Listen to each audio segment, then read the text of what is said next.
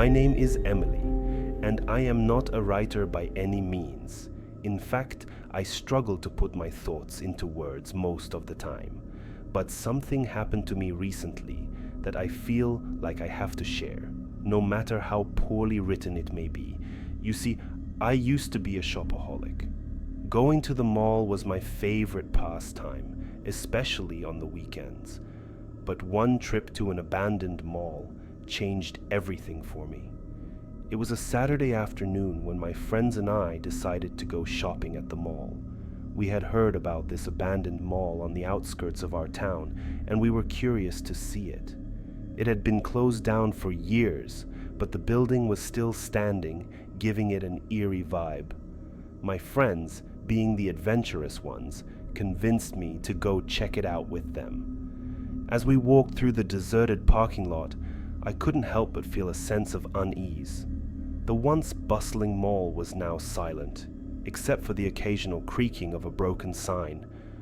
We walked towards the entrance and pushed open the doors. Inside it was dark and musty, the sunlight barely peeking through the boarded-up windows. As we explored the first few stores, my friends and I laughed and joked around, the fear we felt starting to fade away. But then, as we ventured deeper into the abandoned mall, things started to feel off. The stores we passed were dilapidated and empty, with broken display cases and shattered glass on the floor.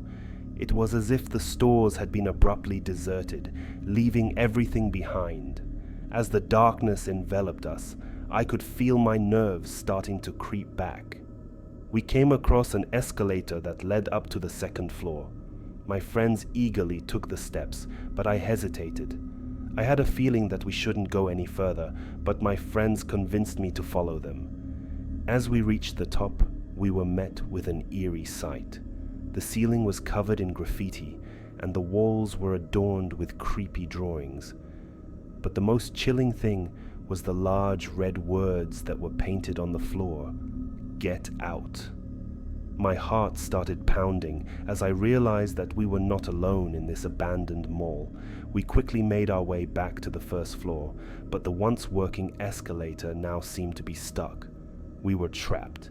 Panic set in as we tried to force the escalator to move.